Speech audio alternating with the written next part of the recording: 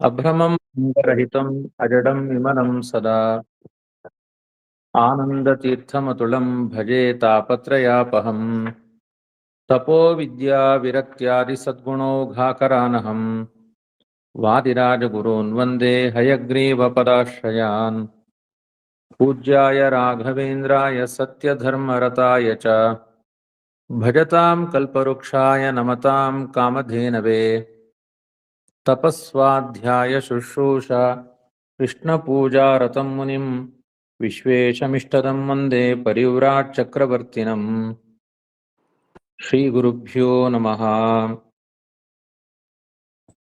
ಲಕ್ಷ್ಮೀನಾರಾಯಣರ ಚರಣಕ್ಕೆ ಶರಣೆಂಬೆ ಪಕ್ಷಿವಾಹನ್ನ ಗೆರಗೂಬೆ ಅನುದೀನ ರಕ್ಷಿಸಲಿ ನಮ್ಮ ವಧುವರರ. ಈ ಲಕ್ಷ್ಮೀ ದೇವಿಯ ಕಾಲುಂಗುರ ಘಲು ಕೆನಲು ಲೋಲಾಕ್ಷಿ ಮೆಲ್ಲನೆ ನಡೆ ತಂದಳು. ಸಾಲಾಗಿ ಕುಳ್ಳಿರ್ದ ಸುರರ ಸಭೆಯ ಕಂಡು ಆಲೋಚಿಸಿದಳು ಮನದಲ್ಲಿ. 14ನೇ ಪದ್ಯದ ತನಕ ಲಕ್ಷ್ಮೀದೇವಿಯ ಜಗನ್ಮಾತೆಯ ಸಹಜವಾದ ಸೌಂದರ್ಯವನ್ನ ವರ್ಣನೆ ಮಾಡಿ 15ನೇ ಪದ್ಯದಿಂದ ಲಕ್ಷ್ಮೀದೇವಿಯ ಅವತಾರದ ಉದ್ದೇಶವನ್ನ ನಿರೂಪಣೆ ಮಾಡ್ತಾ ಇದ್ದಾರೆ. ಈ ಲಕ್ಷ್ಮೀದೇವಿಯ ಅಂದ್ರೆ ಈ ಜಗನ್ಮಾತೆಯ ಅಂತ ಅರ್ಥ. ಕಾಲುಂಗುರ ಘಲು ಕೆನಲು, ಕಾಲುಂಗುರ ಸರ್ವಾಭರಣಗಳಿಂದ ಭೂಷಿತವಾಗಿದ್ದಾಳೆ. ಆ ಎಲ್ಲ ಹಿಂದಿದ್ದನ್ನ ಇಟ್ಕೊಳ್ಬೇಕು, ಕೊನೆಗೆ ಹಾಕುವುದು ಕಾಲುಂಗುರ. ನೀವು ಎಲ್ಲ ವಿವಾಹಿತರು ಗಮನಿಸಿರ್ತೀರಿ, ಕೈಗೆ ಕಂಕಣ ಬಂಧನ, ಕಂಠಕ್ಕೆ ಮಾಂಗಲ್ಯ ಬಂಧನ, ಇದೆಲ್ಲ ಆದಮೇಲೆ ದಾಂಪತ್ಯದ ಕೊನೆಯ ಅಂಗ ಕಾಲುಂಗುರ ಅಂತ. ಇದನ್ನೊಂದು ಅಂಶವನ್ನ ಗಮನಿಸಬೇಕು. ಕಾಲುಂಗುರವೊಂದನ್ನ ಮಾತ್ರ ಕೊನೆಗೆ ಹೇಳಿದ್ರು ಯಾಕೆ ಅಂತ. ನಮ್ಮ ವಿವಾಹದ ಪದ್ಧತಿಯಲ್ಲಿ ಕಾಲುಂಗುರವನ್ನ ಕೊನೆಗೆ ಹಾಕ್ತಾರೆ. ಯಾಕೆ ಕಾಲುಂಗುರವನ್ನ ಕೊನೆಗೆ ಹಾಕ್ತಾರೆ? ಆಭರಣಗಳಲ್ಲಿ ಕಾಲುಂಗುರ ಆಭರಣ. ವಿವಾಹದ ಸಮಗ್ರ ನಿಶ್ಚಯಕ್ಕೆ ಕಾರಣವಾದದ್ದು ಕಾಲುಂಗುರ ಅಂತ. ಸಪ್ತಪದಿಯ ಪ್ರಸಂಗದಲ್ಲಿ ಕಾಲುಂಗುರ ಹಾಕುವ ಪದ್ಧತಿ ಇದೆ. ಮೊದಲೇ ಕಾಲುಂಗುರ ಹಾಕುವ ಪದ್ಧತಿ ಇಲ್ಲ.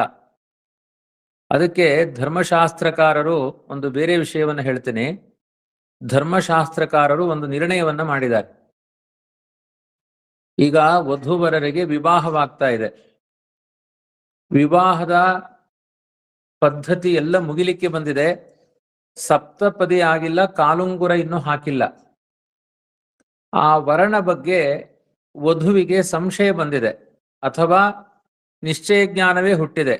ಈ ವರನಲ್ಲಿ ನ್ಯೂನತೆಗಳಿದೆ. ನ್ಯೂನತೆ ಪ್ರಧಾನವಾಗಿ ಅವನು ಪುರುಷನೇ ಅಲ್ಲ, ಪುಂಸ್ತ್ವವೇ ಇಲ್ಲ ಅವನಲ್ಲಿ, ಅಥವಾ ಇನ್ನು ಯಾವುದೋ ಒಂದು ರೀತಿಯಲ್ಲಿ ಅವನು ಪತಿತನಾಗಿದ್ದಾನೆ. ಹೀಗೆ ಪ್ರಧಾನ ಕಾರಣಗಳು. ಪಾತಿತ್ಯ ಇದ್ರೆ, ಅವನಲ್ಲಿ ಪುಂಸ್ತ್ವ ಇಲ್ಲ ಅಂದ್ರೆ, ಮಾಂಗಲ್ಯ ಬಂಧನವಾಗಿದ್ರು ಸಪ್ತಪದಿಗಿಂತ ಮೊದಲು ಆ ಪುರುಷನನ್ನ ಬಿಡುವ ಅಧಿಕಾರ ಸ್ತ್ರೀಗೆ ಇದೆ ಅಂತ ಒಂದು ನಿಯಮ ಇದೆ. ಇದು ಧರ್ಮಶಾಸ್ತ್ರದಲ್ಲಿ ಹೇಳಿದ ನಿಯಮ. ಅಂದ್ರೆ ಅಲ್ಲಿಯ ತನಕ ಆ ಪರೀಕ್ಷೆಗೆ ಅವಕಾಶ ಇದೆ. ಕಾಲುಂಗುರ ಸಪ್ತಪದಿಗಳ ನಂತರ ವಿಚ್ಛೇದನಕ್ಕೆ ಅವಕಾಶ ಇಲ್ಲ. ಆದ್ರಿಂದ ಇದೊಂದು ಧರ್ಮ ಸೂಕ್ಷ್ಮ. ಈ ಧರ್ಮ ಸೂಕ್ಷ್ಮವನ್ನ ತಿಳಿಸುವ ದೃಷ್ಟಿಯಿಂದ ಈ ರೀತಿಯಾಗಿ ಆ ಕಾಲುಂಗುರವನ್ನ ಪ್ರತ್ಯೇಕವಾಗಿ ಹೇಳಿದ್ದಾರೆ. ಇದು ಎಲ್ಲ ಜಗನ್ಮಾತೆಯಾದ ಲಕ್ಷ್ಮೀದೇವಿಯ ವ್ಯಾಪಾರಗಳೇನಿದೆ, ಇದೊಂದು ಜಗತ್ತಿಗೆ ಆದರ್ಶವನ್ನ ಹೇಳುವ ವ್ಯಾಪಾರಗಳು.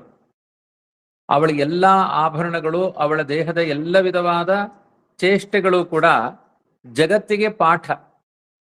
ಆ ದೃಷ್ಟಿಯಿಂದಲೇ ಕಾಲುಂಗುರದ ಮಹತ್ವವನ್ನು ಪ್ರತ್ಯೇಕವಾಗಿ ಹೇಳಿ ಅದಕ್ಕೆ ಎಷ್ಟು ಮಹತ್ವ ಇದೆ ಎನ್ನುವುದನ್ನ ತಿಳಿಸಿಕೊಟ್ಟಿದ್ದಾರೆ. ಎಷ್ಟು ಮಹತ್ವ ಇದೆ ಎನ್ನುವುದಕ್ಕೆ ಸಾಕ್ಷಿಯಾಗಿ ನಿಲ್ಲುವಂತಹದ್ದು ಈ ಕಾಲುಂಗುರ ಅನ್ನುವುದು. ಆದ್ರಿಂದ ಪ್ರಧಾನವಾಗಿ ಕಾಲುಂಗುರಕ್ಕೆ ತುಂಬಾ ಮಹತ್ವ ಇದೆ. ಕಾಲುಂಗುರ ಘಲು ಕೆನಲು ಅಂತ ಹೇಳಬೇಕಾದ್ರೆ ಇನ್ನೊಂದೆರಡು ಶಬ್ದಗಳನ್ನ ಜೊತೆಗೆ ಸೇರಿಸಿದ್ದಾರೆ. ಲೋಲಾಕ್ಷಿ ಮೆಲ್ಲನೆ ನಡೆ ತಂದಳು ಅಂತ. ಲೋಲಾಕ್ಷಿ ಅಂದ್ರೆ ಬಹಳ ಚಂಚಲವಾದ ಕಣ್ಣುಳ್ಳವಳು, ಆಚೆ ಈಚೆ ಓಡಾಡುವ ಯೌವನದ ಕಣ್ಣು ಅಂತ ಅರ್ಥ. ಲೋಲಾಕ್ಷಿ ಅಂದ್ರೆ ಯೌವನದ ಕಣ್ಣುಳ್ಳವಳು ಅಂತ ಅರ್ಥ. ಆ ಮೆಲ್ಲನೆ ನಡೆ ತಂದಳು ಅಂದ್ರೆ ಅವಳಲ್ಲಿ ಲಾಸ್ಯಗಳಿದೆ ಅಂತ ಅರ್ಥ. ಈ ಸಮಷ್ಟಿಯಾಗಿ ಎಲ್ಲಾ ಶಬ್ದಗಳು ಏನ್ ಹೇಳುತ್ತೆ ಗೊತ್ತಾ?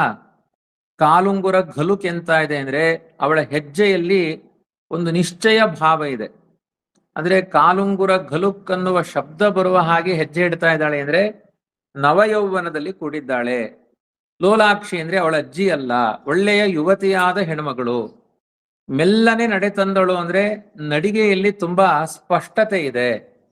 ಹೆಣ್ಮಕ್ಕಳು ಹೇಗೆ ನಡೀತಾರೆ ಅಂತ ಅವರ ಗುಣ ಧರ್ಮಗಳನ್ನ ಹೇಳ್ಬೋದು. ಒಂದು ಶಿವತತ್ವ ರತ್ನಾಕರ ಅಂತ ಗ್ರಂಥ ಇದೆ, ಅದರಲ್ಲಿ ಸಮಗ್ರವಾಗಿ ಹೆಣ್ಣಿನ ಲಕ್ಷಣವನ್ನು ಹೇಳಿದ್ದಾರೆ. ಹೆಣ್ಣಿನ ಪ್ರತಿಯೊಂದು ಅಂಗ ಚೇಷ್ಟೆಗಳು, ಅವಳ ನಡಿಗೆ, ಅವಳ ಸ್ವಭಾವಗಳನ್ನ ತುಂಬಾ ಅದ್ಭುತವಾಗಿ ಶಿವತತ್ವ ರತ್ನಾಕರ ಅನ್ನುವ ಗ್ರಂಥದಲ್ಲಿ ನಿರೂಪಿಸಿದ್ದಾರೆ. ಅದರಲ್ಲಿ ಹೇಳ್ತಾರೆ, ಹೆಣ್ಣು ಯಾವತ್ತೂ ನಡಿಗೆಯನ್ನ ತುಂಬಾ ಅಂದ್ರೆ ವೇಗ ಇರಬೇಕು, ವೇಗ ಇದ್ದ ಹಾಗೆ ಕಾಣಬಾರದು, ವಿಲಾಸವತಿ ಅಂತ. ಹಾಗೆ ಒಂದು ಲಾಸ್ಯ ಸಹಿತವಾದ ನಡಿಗೆ ಹೆಣ್ಣಿಗೆ ಶೋಭೆ. ಗಂಡು ಬೀರಿ ಅಂತ ಹೇಳ್ತಾರಲ್ಲ, ಧಡ ಧಡ ಧಡ ನಡಿಬಾರದು, ಹಿಡಂಬಿ ತರ ನಡಿಬಾರದು, ಅತ್ಯಂತ ಶ್ರೇಷ್ಠವಾದ ನಡಿಗೆ ಅವಳಲ್ಲಿ ಇರಬೇಕು ಅಂತ. ಇದೆಲ್ಲವೂ ಕೂಡ ಅವಳ ಸೌಂದರ್ಯ, ಅವಳಲ್ಲಿರುವಂತಹ ಲಾಸ್ಯ ಗುಣಧರ್ಮಗಳು, ಅದೊಂದು ಜಗನ್ಮಾತೆಯಾದ ತಾಯಿಯ ಲಕ್ಷಣ. ಆ ಎಲ್ಲ ಅಭಿಪ್ರಾಯಗಳನ್ನು ಕಾಲುಂಗುರ ಘಲುಕೆನಲು ಲೋಲಾಕ್ಷಿ ಮೆಲ್ಲನೆ ನಡೆ ತಂದಳು ಅನ್ನುವ ಶಬ್ದಗಳಿಂದ ನಿರೂಪಣೆ ಮಾಡಿದ್ದಾರೆ. ಪ್ರಧಾನವಾಗಿ ಕಾಲುಂಗುರದಿಂದ, ಈಗ ಕಾಲುಂಗುರ ಅಂತುವ ಶಬ್ದವನ್ನೇ ಕೊನೆಗೆ ಹೇಳುವುದರಲ್ಲಿ ಅರ್ಥ ಏನಿದೆ ಅಂದ್ರೆ ವಿವಾಹ ಅನ್ನೋದು ನಿಶ್ಚಯ ಆಗಿ ಹೋಗಿದೆ ಅಂತ ಅರ್ಥ.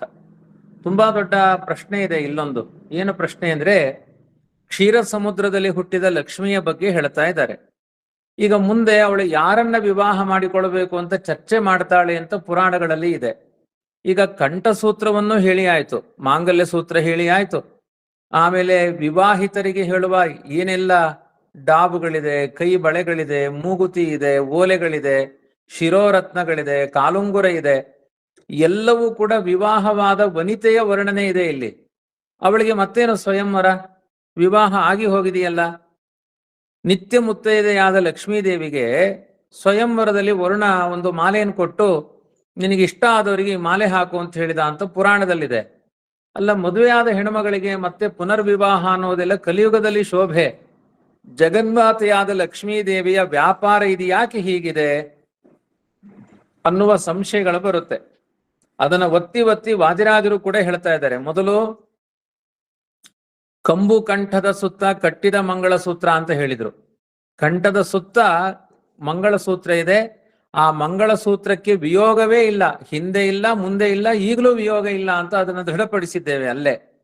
ಮತ್ತೆ ಈಗ ನಾನು ಇಷ್ಟೊತ್ತವರೆಗೂ ನಿರೂಪಣೆ ಮಾಡಿದಂತೆ, ಯಾವುದು ಕಾಲುಂಗುರ ಇದೆ, ಕಾಲುಂಗುರ ನಿಶ್ಚಿತವಾದ ಪತಿಯನ್ನ ನಿರ್ಣಯ ಮಾಡುತ್ತೆ. ಅಂದ್ರೆ ಇವನೇ ಪತಿ. ಕಾಲುಂಗುರ ಹಾಕಿದ ಮೇಲೆ ಬದಲಾವಣೆಗೆ ಅವಕಾಶವೇ ಇಲ್ಲ.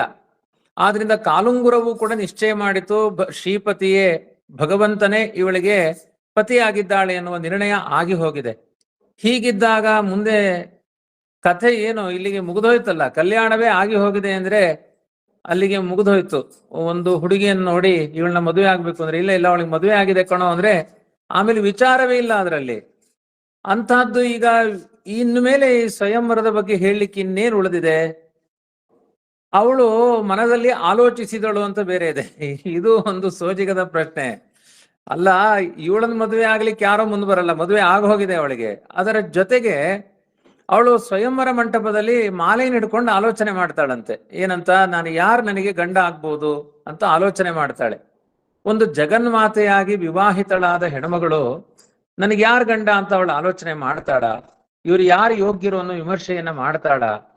ಅವಳು ಮದುವೆ ಆದ್ಮೇಲೆ ವಿಮರ್ಶೆಗಾದ್ರೂ ಯಾಕೆ ಹೋದಲು? ಇದೆಲ್ಲ ಈ ಶ್ಲೋಕದಲ್ಲಿ ಬರುವ ಪ್ರಮುಖವಾದ ಒಂದಷ್ಟು ಪ್ರಶ್ನೆಗಳು. ಅದನ್ನ ಸರಿಯಾಗಿ ಅರ್ಥ ಮಾಡಿಕೊಂಡ್ರೆ ಮುಂದಿನ ಕಥೆ ಸರಿಯಾಗುತ್ತೆ. ಇಲ್ಲದೇ ಇದ್ರೆ ಈ ನಮ್ಮ ಬುದ್ಧಿ ನಿಲ್ಲಿಸಿ ಬಿಡುತ್ತೆ ಅಲ್ಲೇ, ಸ್ವಯಂವರಕ್ಕೆ ಮುಂದೆ ಕರ್ಕೊಂಡು ಹೋಗಲ್ಲ ಅದು. ಅದಕ್ಕೆ ಈ ತರ ಒಂದು ಅಭಿಪ್ರಾಯವನ್ನ ಇಟ್ಟುಕೊಳ್ಬೇಕು. ಆ ದೇವಾನುದೇವತೆಗಳಿಗೆ ಸ್ವಯಂವರದಲ್ಲಿ ಉದಿಸಿ ಬಂದ ಜಗನ್ಮಾತೆಯಾದ ಲಕ್ಷ್ಮೀದೇವಿಯ ಕಂಠದಲ್ಲಿ ಮಾಂಗಲ್ಯ ಸೂತ್ರವನ್ನು ನೋಡ್ತಾ ಇದ್ದಾರೆ, ಕಾಲಿನಲ್ಲಿ ಉಂಗುರವನ್ನು ನೋಡ್ತಾ ಇದ್ದಾರೆ. ಆದರೂ ಕೂಡ ಅವರಿಗೆ ಅಪೇಕ್ಷೆ ಹುಟ್ಟಿತು. ಈಗ ಮದುವೆಯಾದ ಹೆಣ್ಣುಮಕ್ಕಳನ್ನು ನೋಡಿ ಪುರುಷರಿಗೆ ಕಾಮ ಹುಟ್ಟಬಾರದು ಅಂತಿಲ್ಲ, ಅವಳ ಅಪೇಕ್ಷೆ ಏನು ಅನ್ನುವುದನ್ನು ನಿರ್ಣಯ ಮಾಡಬೇಕಷ್ಟೇ. ಮೊದಲನೆಯ ಪ್ರಶ್ನೆ, ಅವಳಿಗೆ ವಿವಾಹವಾಗಿತ್ತು, ಸ್ವಯಂವರ ಯಾಕೆ ಅಂತ. ಅವಳಿಗೆ ವಿವಾಹವಾಗಿದೆ, ಆದರೆ ಅವಳನ್ನ ಅಪೇಕ್ಷೆ ಪಡುವಂತಹ ಸುರಾಸುರರಿದ್ದಾರೆ. ತಸ್ಯಾಂ ಚಕ್ರುಹು ಸ್ಪೃಹಾಂ ಸರ್ವೇ ಸಸುರಾಸುರ ಮಾನವಾಹ ಅಂತ. ಮನುಷ್ಯರ ತನಕ ಸುರ ಅಸುರರಿಂದ ಆರಂಭ ಮಾಡಿ ಮಾನವರ ತನಕ ಪ್ರತಿಯೊಬ್ಬರಿಗೂ ಆಸೆ ಹುಟ್ಟಿತಂತೆ. ಆ ಸಂದರ್ಭದಲ್ಲಿ ಆ ಲಕ್ಷ್ಮೀದೇವಿ ಏನ್ ಮಾಡಿದ್ಲು, ಅವಳಲ್ಲಿರುವ ಗುಣ ಯಾರು ನನಗೆ ಯೋಗ್ಯವರ ಅಂತ ವಿಮರ್ಶೆಗೆ ಹೊರಟ್ಲು ಅಂತ ಅದು ಮುಂದಿನ ಮಾತು. ಈಗ ಮೊದಲನೆಯದಕ್ಕೆ ಅವಳಿಗೆ ವಿವಾಹ ಆಗಿದೆ ಅನ್ನೋದು ನಿಶ್ಚಯ, ಅಪೇಕ್ಷೆ ಪಟ್ಟವರ ತಪ್ಪು ಅಂತ ನಿರ್ಣಯ ಮಾಡಿ ಉತ್ತರ ಹೇಳ್ಬೋದು. ಎರಡನೇ ಪ್ರಶ್ನೆ, ವಿವಾಹಿತಳಾದ ಇವಳೆ ಯಾಕೆ ಸ್ವಯಂವರದ ಮಾಲೆಯನ್ನು ಹಿಡ್ಕೊಂಡು ನನಗೆ ಯಾರು ಪತಿ ಆಗ್ಬೋದು ಅಂತ ವಿಮರ್ಶೆ ಮಾಡ್ಲಿಕ್ಕೆ ಹೊರಟ್ಲು? ಅಲ್ಲ, ಇವಳಿಗೆ ಪತಿ ನಿಶ್ಚಯ ಆಗಿ ಹೋಗಿದೆಯಲ್ಲ, ಇವಳು ವಿಮರ್ಶೆ ಮಾಡುವುದರಲ್ಲಿ ಏನು ಅರ್ಥ ಇದೆ? ಅದಕ್ಕೆ ಈ ಶಬ್ದಾರ್ಥವನ್ನ ಸರಿಯಾಗಿ ತಿಳ್ಕೊಳ್ಬೇಕು, ಇಲ್ಲದೇ ಇದ್ರೆ ತಪ್ಪರ್ಥವೇ ಆಗುತ್ತೆ. ಸಾಲಾಗಿ ಕುಳ್ಳಿರ್ದ ಸುರರ ಸಭೆಯ ಕಂಡು ಆಲೋಚಿಸಿದಳು ಮನದಲ್ಲಿ ಅಂತ ಇದೆ. ಅಂದ್ರೆ ಬೇಕಾದಷ್ಟು ಜನ ದೇವಾನುದೇವತೆಗಳೆಲ್ಲ ಇದ್ದಾರೆ, ಅಂಥವರಲ್ಲಿ ಯಾರು ನನಗೆ ಯೋಗ್ಯ ಪತಿ ಅಂತ ಆಲೋಚನೆ ಮಾಡಿದ್ಲು ಅಂತ ಅರ್ಥ ಅಲ್ಲ. ಇಲ್ಲಿ ಆಲೋಚಿಸಿದಳು ಅಂದ್ರೆ ಆಲೋಚನೆ ಎನ್ನುವ ಶಬ್ದಕ್ಕೆ ಉದಾಹರಣೆಗೆ ಒಂದು ಮಾತಿದೆ, ಸತಪೋ ತಪ್ಯತ ಸತಪಸ್ತಪ್ತ್ವ ಅಂತ ಒಂದು ಉಪನಿಷತ್ತಿನಲ್ಲಿ ಭಗವಂತ ಸೃಷ್ಟಿ ಆರಂಭದಲ್ಲಿ ಆಲೋಚನೆ ಮಾಡಿದ ಅಂತ ಹೇಳಿದ್ದಾರೆ. ಅಂದ್ರೆ ಭಗವಂತನ ಆಲೋಚನೆ, ಸೃಷ್ಟಿಗೆ ಆಲೋಚನೆ ಮಾಡೋದೇನು ಅಲ್ಲಿ ತನಕ ಗೊತ್ತಿರಲಿಲ್ಲ ಅವನಿಗೆ, ಹೇಗೆ ಮಾಡೋದು ಅಂತ ಆಲೋಚನೆ ಮಾಡಿದ.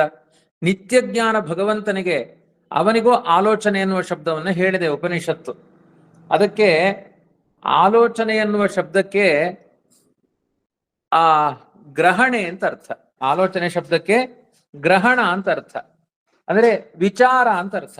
ಆಲೋಚನೆ ಶಬ್ದಕ್ಕೆ ಏನ್ ಮಾಡಬೇಕು ಅಂತ ಅವಳು ತುಂಬಾ ಕುತೂಹಲದಲ್ಲಿ ನೋಡಿದ್ಲು ಅಂತ ಅರ್ಥ ಅಲ್ಲ, ಸಿದ್ಧವಾದ ಜ್ಞಾನ ಅದು. ಆಲೋಚನೆ ಅಂತಂದ್ರೆ ಲಕ್ಷ್ಮಿಯ ಜ್ಞಾನ ಯಾವಾಗಲೂ ಸಿದ್ಧವಾಗಿದೆ. ಅವಳು ಮನದಲ್ಲಿ ಆಲೋಚಿಸಿದಳು ಅಂದ್ರೆ ಸ್ವರೂಪಭೂತವಾದ ಜ್ಞಾನದಲ್ಲಿ ಆ ಗುಣದೋಷಗಳನ್ನ ಗ್ರಹಿಸಿದಳು ಅಂತ ಅರ್ಥ. ಗ್ರಹಣ ಅಂತ ಅರ್ಥ ಹೇಳಬೇಕೆ ಹೊರತು ಆಲೋಚನೆ ಅಂದ್ರೆ ಗ್ರಹಿಸಿದ್ಲು ಅಂದ್ರೆ ಯಾರಲ್ಲಿ ಗುಣ ಇದೆ, ಯಾರಲ್ಲಿ ದೋಷ ಇದೆ, ಇವರ ಅರ್ಹತೆಗಳೇನು, ಯಾಕೆ ಹೀಗೆ ಮಾಡ್ತಾ ಇದ್ದಾರೆ ಅಂತ ತನ್ನ ಮನಸ್ಸಿನಲ್ಲಿ ಗುಣದೋಷಗಳನ್ನ ಗ್ರಹಿಸಿದ್ಲು, ಸ್ವೀಕಾರ ಮಾಡಿದ್ಲು ಅಂತ ಅಷ್ಟೇ ಹೊರತು ನನಗ್ಯಾರು ಗಂಡ ಆಗಬೇಕು ಅಂತ ಆಲೋಚನೆ ಮಾಡಿದ್ಲು ಅಂತ ನಾವೇನು ಅರ್ಥ ಮಾಡಿಕೊಳ್ತಾ ಇದ್ದೇವೆ, ಇದು ತುಂಬಾ ತಪ್ಪಾದ ಅರ್ಥ ಆಲೋಚನೆ. ಲಕ್ಷ್ಮೀದೇವಿ ಜಗನ್ಮಾತೆಯವಳು, ಅವಳು ತನ್ನಂತಹ ಅನಂತ ಸೌಂದರ್ಯದ ಪತಿಯಾದ ಭಗವಂತನೇ ಇದ್ದಾಗ ಅದನ್ನೆಲ್ಲ ಮುಂದೆ ಹೇಳ್ತಾರೆ ವಾದಿರಾಜರೇ, ಇನ್ನೊಬ್ಬರ ಬಗ್ಗೆ ಅವಳ ಆಲೋಚನೆ ಮಾಡಲಿಕ್ಕೆ ಅವಕಾಶವೇ ಇಲ್ಲ. ಹಾಗಾಗಿ ಆಲೋಚಿಸಿದಳು ಅಂದ್ರೆ ಅವರವರ ಬುದ್ಧಿ ಏನು ಕೆಲಸ ಮಾಡ್ತಾ ಇದೆ, ನನ್ನ ಮಕ್ಕಳಿಗೆ ಹೇಗೆ ತಿಳುವಳಿಕೆ ಹೇಳಬೇಕು ಅಂತ ಗ್ರಹಿಸಿದ್ಲು ಹೊರತು ನನಗ್ಯಾರು ಗಂಡ ಆಗಬೇಕು ಅಂತ ಆಲೋಚನೆ ಮಾಡಿದ್ಲು ಅಂತ ನಾವು ಈ ಶ್ಲೋಕಕ್ಕೆ ಅರ್ಥ ಮಾಡಿಕೊಂಡ್ಬಿಟ್ರೆ ಲಕ್ಷ್ಮೀ ಶೋಭಾನದ ಆರಂಭದಲ್ಲೇ ಚಿಂತನೆಯಿಂದ ಎಡವಿದ ಪಾಪ ಬರುತ್ತೆ. ಹಾಗಾಗಿ ಸರಿಯಾಗಿ ಇದನ್ನ ಆಲೋಚನೆ ಮಾಡಬೇಕು. ನಾವು ಆಲೋಚನೆ ಅಂದ್ರೆ ವಿಚಾರವನ್ನ ಸರಿಯಾಗಿ ಮಾಡಬೇಕು. ಪ್ರತಿಯೊಂದು ಸಾಲಾಗಿ ಕೊಳ್ಳಿರುವಂತಹ ದೇವತೆಗಳ ಗುಣ ಸ್ವಭಾವಗಳೇನು ಅಂತ ಅರ್ಥ ಮಾಡಿಕೊಂಡ್ಲು ಅಂತ ಅರ್ಥ. ಆಲೋಚಿಸಿದಳು ಅನ್ನೋದಕ್ಕೆ ಅರ್ಥ ಏನು, ಅರ್ಥ ಮಾಡಿಕೊಂಡ್ಲು. ಈಗ ಯಾರೋ ಒಂದು ಮಹಿಳೆಯನ್ನ ತಪ್ಪಾಗಿ ನೋಡಿದ್ರೆ ಅವಾಗ ಏನ್ ಹೇಳ್ತಾರೆ, ಅವ್ರು ಏನು ಅಂತ ನನಗೆ ಅರ್ಥ ಆಗಿದೆ ಅಂತಾರೆ. ಅವ್ರ ಬಗ್ಗೆ ನನ್ನ ಸರಿಯಾದ ಆಲೋಚನೆ ಇದೆ ಅಂತಲೂ ಹೇಳ್ಬೋದು, ಅವ್ರೇನು ಅಂತ ನನಗೆ ಅರ್ಥ ಆಗಿದೆ ಅಂತಲೂ ಹೇಳ್ಬೋದು. ಹಾಗಂದ ಮಾತ್ರಕ್ಕೆ ಯಾರೋ ಕಾಮಾಂಧರು ಒಂದು ಮಹಿಳೆಯನ್ನ ತಪ್ಪಾಗಿ ನೋಡಿದ್ದಾರೆ ಎಂದ ಮಾತ್ರಕ್ಕೆ ಮಹಿಳೆಗೆ ಅಪೇಕ್ಷೆ ಇದೆ, ಮಹಿಳೆಗೆ ಪುನರ್ವಿವಾಹ ಇಂಥ ಆಲೋಚನೆಗಳು ಬರುತ್ತಾ? ಹಾಗಾಗಿ ಯಾವತ್ತೂ ಕೂಡ ಲಕ್ಷ್ಮೀದೇವಿಯ ಮನಸ್ಸು ಅನಾದಿ ಕಾಲದಿಂದ ಕ್ಷಣ ಮಾತ್ರವೂ ಕೂಡ ಭಗವಂತನಿಂದ ವಿಮುಖವಾಗುವುದಿಲ್ಲ, ತಪ್ಪಾಗಿ ಸಿಳಿಯುವುದಿಲ್ಲ. ಅಥವಾ ಒಬ್ಬ ಪುರುಷನಿದ್ದಾಗ ಇನ್ನೊಬ್ಬ ಪುರುಷನ ಬಗ್ಗೆ ಕಾಮನೆ ಹುಟ್ಟುವ ಅಧಮ ಸ್ತ್ರೀಯರಂತೆ ಅವಳ ಬುದ್ಧಿ ಸಾಗುವುದಿಲ್ಲ. ಹಾಗಾಗಿ ಇಲ್ಲಿ ಏನು ಆಲೋಚನೆ ಎನ್ನುವ ಶಬ್ದಕ್ಕೆ ಏನು ಹೇಳಬೇಕು, ಸರಿಯಾಗಿ ತಿಳ್ಕೊಂಡ್ಲು ಅಂತ ಅರ್ಥ. ಅಂದ್ರೆ ಗುಣದೋಷಗಳನ್ನ ಗ್ರಹಿಸಿದ್ಲು. ಇವರ ಗುಣ ಯಾವುದು, ಇದು ಯಾರ್ದು ದೋಷಗಳೇನು ಅನ್ನುವುದನ್ನ ಮತ್ತೆ ಅದು ಕೂಡ ಗೊತ್ತಿದೆ ಅವಳಿಗೆ ಅನಾದಿ ಕಾಲದಿಂದ, ಅವ್ರಿಗೆ ತಿಳಿಸಿ ಹೇಳ್ತಾಳೆ ಮುಂದೆ ಅಂತ ಅರ್ಥ. ಅದನ್ನು ಮುಂದೆಲ್ಲ ಅದನ್ನೇ ವಿಮರ್ಶೆ ಮಾಡ್ತಾರೆ. ಆಲೋಚಿಸಿದಳು ಮನದಲ್ಲಿ ಅಂದ್ರೆ ಸರಿಯಾಗಿ ಅವಳು ವಿಚಾರ ಮಾಡಿದ್ಲು. ವಿಚಾರ ಮಾಡಿದಂತೆ ನಟನೆ ಮಾಡ್ತಾ, ಅದು ನಟನೆಯೇ. ವಿಚಾರ ಮಾಡೋದು ಅಂದ್ರೆ ಏನು ಅವಳಿಗೆಲ್ಲ ಗೊತ್ತಿದೆ ಅಲ್ವಾ. ಅದಕ್ಕೆ ಮುಂದಿನ ಪದ್ಯದಲ್ಲಿ ಹೇಳ್ತಾರೆ ನೋಡಿ, ತನ್ನ ಮಕ್ಕಳ ಕುಂದ ತಾನೇ ಪೀಳುವುದಕ್ಕೆ ಮನ್ನದಿ ನಾಚಿ ಮಹಾಲಕ್ಷ್ಮಿ ತನ್ನಾಮದಿಂದಲೇ ಕರೆಯದೆ ಒಬ್ಬೊಬ್ಬರ ಉನ್ನತ ದೋಷಗಳೆಣಿಸಿದಳು. ಆ ಮಕ್ಕಳು ಬುದ್ಧಿಗೆಟ್ಟಿದ್ದಾರೆ. ಲಕ್ಷ್ಮಿಯ ಚಲುವೆ ಅಷ್ಟು ಅದ್ಭುತವಾದ ಸೌಂದರ್ಯ. ಸಾಮಾನ್ಯ ವಿವಾಹಿತರಾದವರಿಗೂ ಆಗದೇ ಇದ್ದವರಿಗೂ ಒಂದು ಸೌಂದರ್ಯದಲ್ಲಿ ವ್ಯತ್ಯಾಸ ಕಾಣುತ್ತೆ. ಆದರೆ ಈ ಲಕ್ಷ್ಮೀದೇವಿ ವಿವಾಹಿತಳೋ ಅವಿವಾಹಿತಳೋ ಅಂತ ಗೊತ್ತಾಗದೇ ಇರುವಂತಹ ಸೌಂದರ್ಯದ ಖನಿಯಾಗಿದ್ದಾಳೆ. ಹಾಗಾಗಿ ಈ ದೇವತೆಗಳಿಗೆಲ್ಲ ಒಂದು ಸ್ವಲ್ಪ ಗೊಂದಲ. ಕಂಠದಲ್ಲಿ ಮಾಂಗಲ್ಯವಿದ್ರು, ಕಾಲಿನಲ್ಲಿ ಉಂಗುರವಿದ್ರು, ಅವಿವಾಹಿತಳಂತೆ ಇವರು ಮನಸ್ಸಿನ ಭಾವನೆಗಳನ್ನ ಕಾಮಾಂಧರಾಗಿ ತಳೆದಿದ್ದಾರೆ. ತಾಯಿ ಎನ್ನುವ ಪ್ರಜ್ಞೆಯಿಂದ ಕ್ಷಣಕಾಲ ಮರೆತಿದ್ದಾರೆ. ಇದೆಲ್ಲ ಆಸುರಿ ಪ್ರವೇಶ ಅಂತಾನೆ ಹೇಳಬೇಕು. ಅಲ್ಲ, ತಾಯಿಯನ್ನು ನೋಡಿ ಮಕ್ಕಳು ಕಾಮತನದಿಂದ ನೋಡ್ತಾರ ಅಂದ್ರೆ ಅದಕ್ಕೆ ಹೇಳುವುದು, ಇದು ಸ್ವರೂಪಭೂತವಾದ ದುರ್ಗುಣಗಳಲ್ಲ ದೇವತೆಗಳದ್ದು. ಅವರಿಗೆ ತಾತ್ಕಾಲಿಕವಾಗಿ ಕಲಿಪ್ರವೇಶ ಆಗಿದೆ ಅಂತಾನೆ ಹೇಳಬೇಕು. ದೇವತೆಗಳಿಗೆ ಯಾರ್ಯಾರು ಲಕ್ಷ್ಮಿಯ ಸೌಂದರ್ಯವನ್ನ ತಾಯಿಯ ಸೌಂದರ್ಯ ಅಂತ ನೋಡದೆ ಅನ್ಯಥಾ ಬುದ್ಧಿಯಿಂದ ನೋಡ್ತಾರೆ, ಅವರಿಗೆ ಕಲಿಬಾಧೆ ಆಗಿದೆ ಎನ್ನುವುದೇ ನಿರ್ಣಯ. ಹಾಗಾಗಿ ಕುಂದ ಅನ್ನುವ ಶಬ್ದವನ್ನ ವಾದಿರಾಜರು ಪ್ರಯೋಗ ಮಾಡ್ತಾರೆ. ಕುಂದ ಅಂದ್ರೆ ದೋಷಗಳನ್ನು ಅಂತ ಅರ್ಥ. ತನ್ನ ಮಕ್ಕಳ ಕುಂದ ಅಂದ್ರೆ ತನ್ನ ಮಕ್ಕಳಲ್ಲಿರುವ ದೋಷಗಳು ತಾನೇ ಪೇಳುವುದಕ್ಕೆ. ಅವರೇನ್ ತಪ್ಪಾಡ್ತಾ ಇದ್ದಾರೆ ಮಕ್ಕಳು ಅಂತ ಲಕ್ಷ್ಮೀದೇವಿಗೆ ಅರ್ಥ ಆಯ್ತು. ಆದ್ರೂ ತಾಯಿ ಎಂದ ಮೇಲೆ ಮಕ್ಕಳು ಯಾವುದೇ ತಪ್ಪುಗಳನ್ನು ಮಾಡಿದ್ರು ಕ್ಷಮಿಸುವ ಔದಾರ್ಯ ಒಂದು ತಾಯಿಯಲ್ಲಿ ಇರುತ್ತೆ. ಒಂದು ಸಂಸ್ಕೃತದ ಪ್ರಸಿದ್ಧವಾದ ಮಾತು ಏನು, ಕುಪುತ್ರೋ ಜಾಯೇತ ನ ಕ್ವಚಿದಪಿ ಕುಮಾತಾ ಭವತಿ ಅಂತ. ಕೆಟ್ಟ ಮಕ್ಕಳಿರ್ಬೋದು, ಕೆಟ್ಟ ತಾಯಿ ಇರೋದಿಲ್ಲ ಅಂತ ಒಂದು ಪ್ರಸಿದ್ಧವಾದ ಗಾದೆ.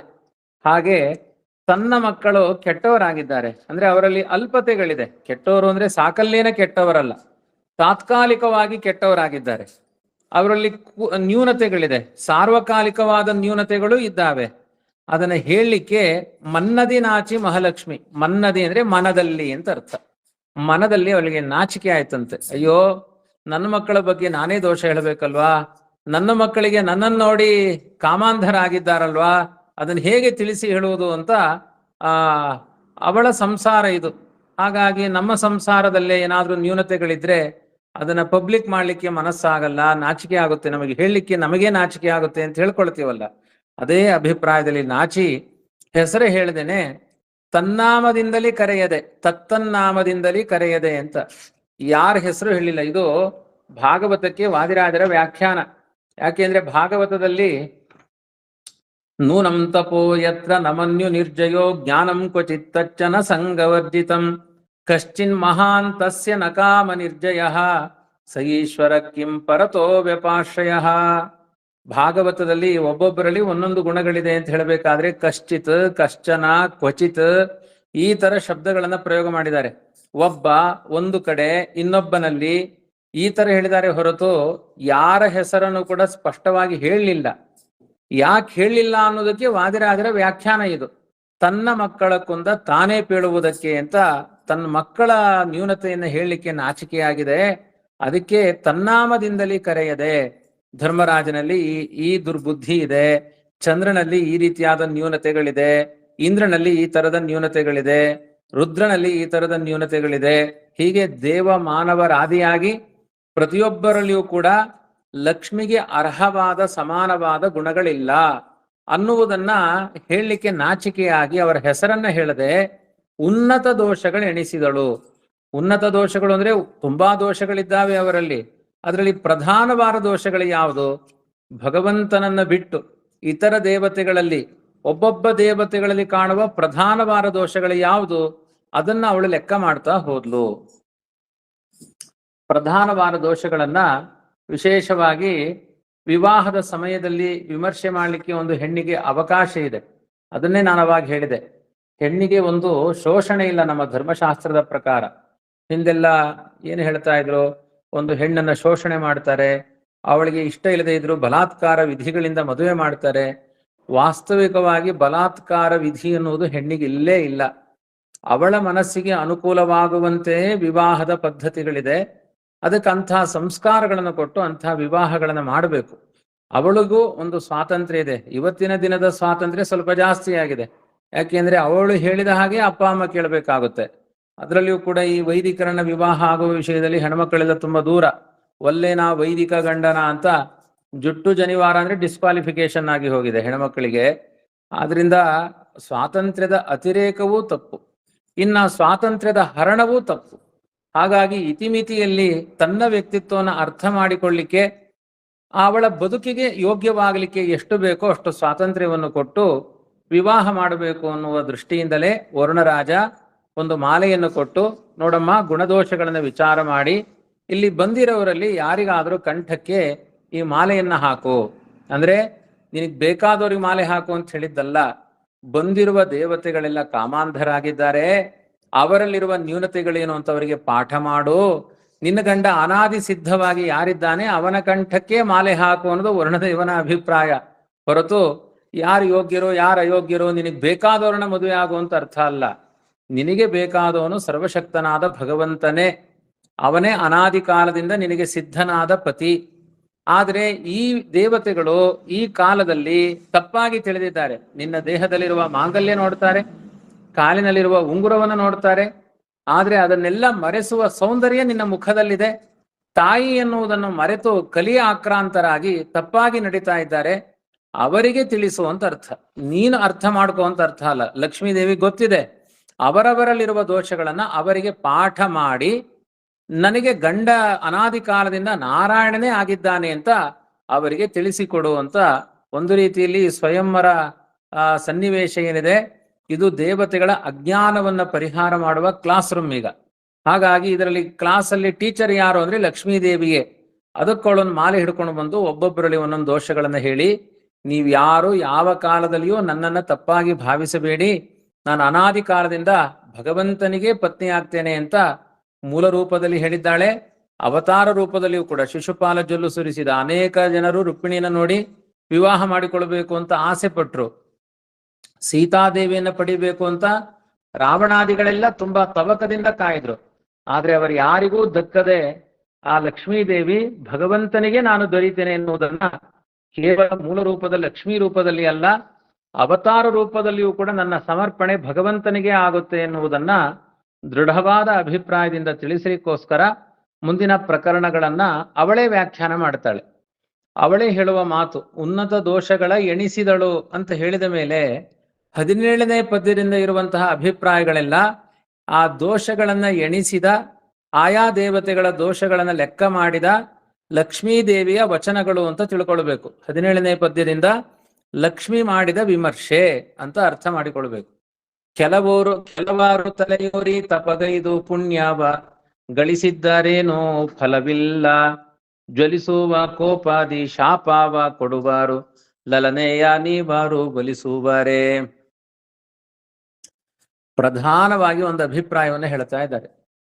ಕೋಪ ಇದ್ದವರು ವಿವಾಹ ಅರ್ಹರಲ್ಲ ಅಂತ. ತುಂಬಾ ಕೋಪ ಇದ್ದವರು ಸಂಸಾರಕ್ಕೆ ಬರಬಾರದು. ಕೆಲವೊಮ್ಮೆ ಯಾವುದೋ ಒಂದು 10 ವರ್ಷದ ಹಿಂದಿನ ಪ್ರಕರಣ ನೆನಪಾಗುತ್ತೆ. ದಂಪತಿಗಳಿಗೆ ವಿವಾಹವಾಯಿತು.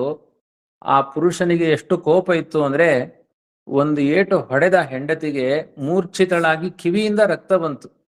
ಅವಳನ್ನ ಆಸ್ಪತ್ರೆಗೆ ಅಡ್ಮಿಟ್ ಮಾಡಿ 1 ವಾರ ಟ್ರೀಟ್ಮೆಂಟ್ ಕೊಟ್ಟು ದೇವರದೆಯಿಂದ ಬದುಕಿದ್ಲು ಅವಳು. ಅವಾಗ ಧರ್ಮಶಾಸ್ತ್ರಕಾರರಲ್ಲಿ ಚರ್ಚೆ ಬಂತು, ಇಷ್ಟು ಕೋಪ ಇರುವನ ಜೊತೆಗೆ ಆ ಹೆಣ್ಣು ಹೋಗಬೇಕಾ ಹೋಗಬೇಡವಾ ಅಂತ. ಮಾರಣಾಂತಿಕವಾಗಿ ಕೋಪದಿಂದ ಹೊಡೆಯುವ ವ್ಯಕ್ತಿಯ ಜೊತೆಗೆ ಹೆಣ್ಣು ದಾಂಪತ್ಯ ಜೀವನವನ್ನು ಮಾಡಲಿಕ್ಕೆ ಸಾಧ್ಯ ಇಲ್ಲ. ಆಮೇಲೆ ಒಂದಷ್ಟು ತಿಳಿದವರು ಹೋಗುವುದು ಬೇಡ ಅಂತಾನೆ ನಿರ್ಣಯ ಮಾಡಿದ್ರು. ವಾಸ್ತವಿಕವಾಗಿ ಆ ನಿರ್ಣಯ ಸರಿಯಾಗೇ ಇದೆ. ಯಾಕೆ ಅಂದ್ರೆ ನಾವು ಪತಿ ಅಂತ ನಂಬಬೇಕು ಹೆಣ್ಮಕ್ಕಳು, ಆದರೆ ಮೃತ್ಯುವಿಗೆ ಕಾರಣವಾಗುವ ಪತಿ ಅವನು ನಮ್ಮ ಜೀವನಕ್ಕೆ ಆಸರೆ ಆಗಲ್ಲ. ಹಾಗಾಗಿ ತುಂಬಾ ಕೋಪ ಇರುವ ಗಂಡನನ್ನ ಖಂಡಿತ ವಿವಾಹ ಮಾಡಿಕೊಳ್ಬಾರದು. ಕೋಪ ಇದ್ದವರು ಮದುವೆ ಆಗಬಾರದು ಅಂತ ನಿರ್ಣಯ. ತುಂಬಾ ಕೋಪ ಇದ್ದವರು ನಿರ್ಣಯ ಇದು. ಯಾಕೆ ಅಂದ್ರೆ ಅದಕ್ಕೆ ಅನೇಕ ದೃಷ್ಟಾಂತಗಳಿದೆ. ಯಾರು ವಿಶ್ವಾಮಿತ್ರರನ್ನೇ ದೃಷ್ಟಾಂತ ಕೊಟ್ಟಿದ್ದಾರೆ. ವಿಶ್ವಾಮಿತ್ರರಿಗೆ ಸಿಕ್ಕಾಪಟ್ಟೆ ಕೋಪ. ಅದಕ್ಕೋಸ್ಕರ ವಸಿಷ್ಠ ಮುನಿ ವಿಶೇಷವಾಗಿ ಅವರು ವಸಿಷ್ಠರಲ್ಲಿ ವಿರುದ್ಧವಾದ ಚರ್ಯಗಳನ್ನು ವಿಶ್ವಾಮಿತ್ರರು ತೋರಿಸಿದರು. ಆ ಪ್ರಚಂಡ ಕೋಪ ಅವರಿಗೆ. ಅವರು ರಂಬೆಗೂ ಶಾಪ ಕೊಟ್ರು, ಮೇನಕೆಗೂ ಶಾಪ ಕೊಟ್ರು, ಆ ವಿಶ್ವಾಮಿತ್ರರು ತಮ್ಮ ಮಕ್ಕಳಿಗೆ ಶಾಪ ಕೊಟ್ರು. ಅವರು ಕೊನೆಗೆ ಶಾಂತ ಮನಸ್ಕರಾದ್ರು ಅಂತ ಮುಂದಿನ ಪ್ರಕರಣ. ಅವರಿಗೆ ಭಯಂಕರ ಕೋಪ. ಆಮೇಲೆ ಇನ್ನು ಯಾರಿಗೆ ಕೋಪ ಇದೆ ಅಂದ್ರೆ ಭಯಂಕರವಾದ ಕೋಪ ರುದ್ರದೇವರ ಅವತಾರ ಭೂತರಾದ ದುರ್ವಾಸರಿಗಿದೆ. ದುರ್ವಾಸರು ಬ್ರಹ್ಮಚಾರಿಗಳೇ, ಅವರು ಸನ್ಯಾಸಿಗಳು ದುರ್ವಾಸರು. ಯಾಕೆಂದ್ರೆ ಭಯಂಕರ ಕೋಪ ಅವರಿಗೆ, ತುಂಬಾ ಕೋಪ. ವಾಸ್ತವಿಕವಾಗಿ ಕೋಪ ಅನ್ನೋದು ಸನ್ಯಾಸ ಧರ್ಮಕ್ಕೂ ವಿರುದ್ಧವೇ. ಸನ್ಯಾಸಿಯಾದವನು ತುಂಬಾ ಶಾಂತ ಮನಸ್ಕನಾಗಿರ್ಬೇಕು, ನಿರ್ಮಲವಾದ ನದಿಯಂತೆ ಹರಿಬೇಕು ಸನ್ಯಾಸಿಯಾದವನ ಮನಸ್ಸು. ಅವನಿಗೂ ಕೋಪ ವರ್ಜ್ಯವೇ. ಅದಕ್ಕೆ ದುರ್ವಾಸರು ಒಂದು ತರ ಪ್ರತ್ಯೇಕ ಸನ್ಯಾಸಿ, ಒಂದು ತಪಸ್ವಿಯಾದ ಸನ್ಯಾಸಿ, ಯಾರ ಒಡನಾಟಕ್ಕೆ ಸೇರದೇ ಇರುವಂತಹ ಸನ್ಯಾಸಿಗಳು.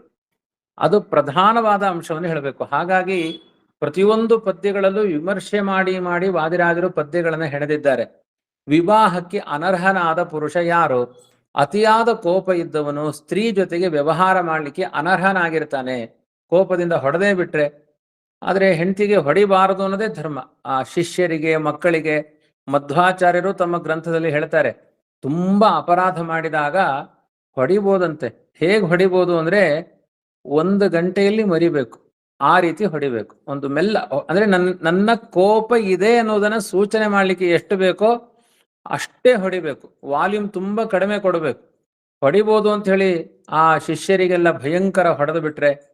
ನಾವು ಪೂರ್ಣಪ್ರಜ್ಞೆ ವಿದ್ಯಾಪೀಠದಲ್ಲಿದ್ದಾಗ ಒಬ್ಬ ವಾರ್ಡನ್ನು ಒಬ್ಬ ವಿದ್ಯಾರ್ಥಿಗೆ ಹೊಡೆದ್ರೆ ಬಲಗೈ ರಕ್ತ ಹೆಪ್ಪುಗಟ್ಟಿ ಹೋಯ್ತು.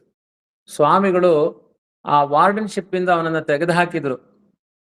ಆ ಶಿಷ್ಯನಿಗೆ ಕ್ಷಮೆ ಕೇಳು ಅಂದ್ರು ವಾರ್ಡನ್ನಿಗೆ. ಯಾಕೆಂದ್ರೆ ತುಂಬಾ ದೊಡ್ಡ ಅಪರಾಧ. ಆ ಥರ ದೈಹಿಕವಾದ ಹಲ್ಲೆಯನ್ನ ಬ್ರಾಹ್ಮಣರಿಗಂತೂ ಮಾಡಲೇಬಾರದು.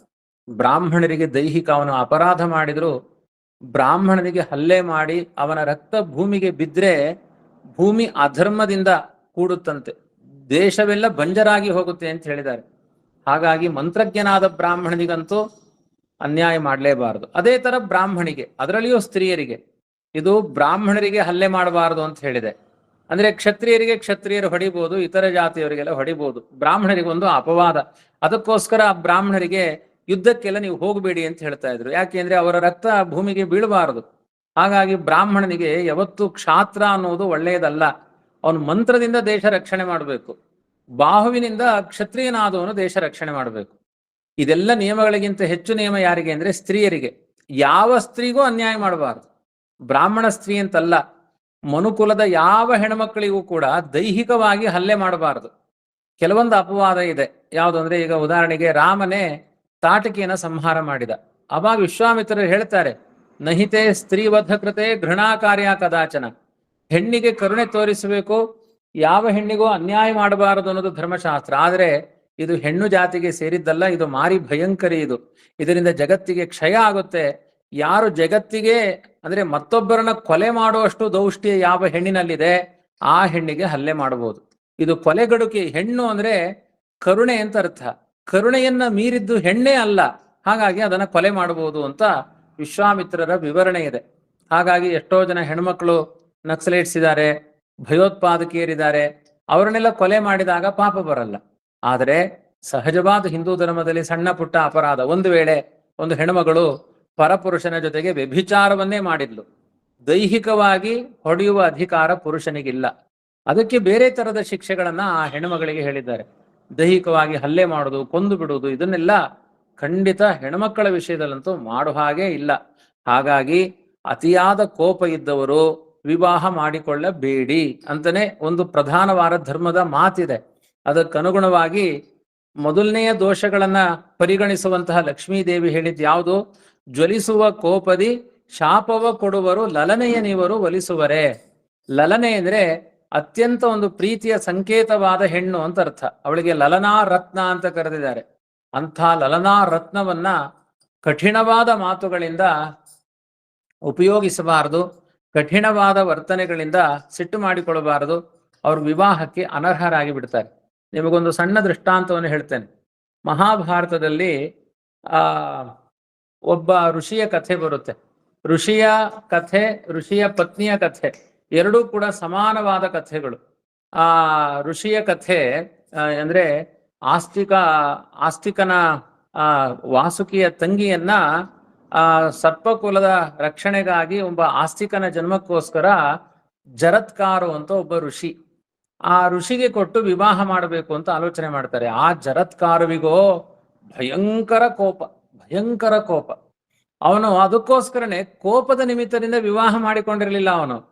ಆದ್ರೆ ಅವನಿಗೇನಾಗುತ್ತೆ, ಪಿತೃಗಳ ಸೂಚನೆ ಬರುತ್ತೆ, ನೀನು ಸಂತಾನವನ್ನು ಪಡೆಯದೆ ನಮಗೆ ಸದ್ಗತಿ ಆಗಲ್ಲ ಅಂತ. ಅವನಿಗೆ ತಲೆ ಬಿಸಿ ಆಗುತ್ತೆ, ನನ್ನ ಕೋಪಕ್ಕೆ ನಾನು ಸಂಸಾರ ಮಾಡುವ ವ್ಯಕ್ತಿಯೇ ಅಲ್ಲ, ಈ ಪಿತೃಗಳು ಯಾಕೆ ಹೀಗೆ ಒಂದು ಸೂಚನೆ ಮಾಡಿದ್ರು? ಅದಕ್ಕೆ ಪಿತೃಗಳಿಗೆ ಒಂದು ಸವಾಲಾಗ್ತಾನೆ ಅವನು. ಏನಂತ ಸವಾಲಾಗ್ತಾನೆ? ನಾನು ನನ್ನ ಹೆಸರಿನ ವಧುವನ್ನೇ ವಿವಾಹ ಮಾಡಿಕೊಳ್ತೇನೆ. ಹೆಸರು ಮೊದಲೇ ಇಟ್ಟಿರಬೇಕು, ಹುಟ್ಟಿದಾಗ ಜನ್ಮದಲ್ಲೇ ಇಟ್ಟಿರಬೇಕು. ಈಗ ಹೆಸರು ಬದಲಾಯಿಸಿಕೊಳ್ಳಬಾರದು. ಮತ್ತೆ 1 ವರ್ಷ ಮಾತ್ರ ಅಂತ ಹುಡುಗಿಯನ್ನ ಅನ್ವೇಷಣೆ ಮಾಡ್ತೇನೆ. 1 ವರ್ಷ ಆದ್ಮೇಲೆ ಸಿಕ್ಕರೂ ಮದುವೆ ಆಗಲ್ಲ. ಮತ್ತೆ ನಾನು ಮದುವೆ ಆಗುವ ಹೆಣ್ಮಗಳು ಯಾವುದೇ ರೀತಿ ನನ್ನನ್ನ ಸಿಟ್ಟು ಬರುವಂತಹ ಮಾತುಗಳಿಂದ ಪ್ರಶ್ನೆಯೇ ಮಾಡಬಾರದು. ಯಾಕೆಂದ್ರೆ ಪ್ರಶ್ನೆ ಮಾಡಿದ್ರೆ ಕೆಪ್ಪೆಗೆ ಹೊಡಿತೇನೆ ನಾನು. ಹಾಗಾಗಿ ಅವಳಿಗೆ ಪ್ರಶ್ನೆಯೇ ಮಾಡಬಾರದು ಅಂತ ಹುಡುಗಿ ಇದ್ರೆ ಮದುವೆ ಆಗ್ತೇನೆ ಅಂತ. ಈ ಕಲಿಯುಗದಲ್ಲಿ ಇಂತಹ ಕಥೆಗಳೆಲ್ಲ ಇರೋದೇ ಇಲ್ಲ. ಪುರುಷರು ಏನ್ ಹೇಳ್ತಾರೆ ಗೊತ್ತಾ? ಅಡಿಗೆ ಮಾಡ್ತೀನಿ, ನೀನ್ ಸೀರೆ ಒಗಿತೀನಿ, ಬಟ್ಟೆ ಒಗಿತೀನಿ, ನನ್ನನ್ನು ಮದುವೆ ಆದ್ರೆ ಸಾಕು ಅಂತ ಕೇಳುವ ಪುರುಷರಿದ್ದಾರೆ. ಹೆಣ್ಮಕ್ಳು ಒಲಿಲಿಕ್ಕೆ ತಯಾರಿಲ್ಲ. ಕೋಪ ಇಲ್ಲ ಹೆಣ್ಮಕ್ಳಿಗೆ. ಪುರುಷರು ತುಂಬಾ ಕಡಿಮೆ, ಶಾಂತರಾಗೋಗಿದ್ದಾರೆ. ಎಲ್ಲರಿಗೂ ಹೇಳಿದ್ದಲ್ಲ, ಅಂತೂ ಲೋಕದಲ್ಲಿ ಕ್ರಮ ಅಂತೂ ಬದಲಾವಣೆ ಆಗಿದೆ.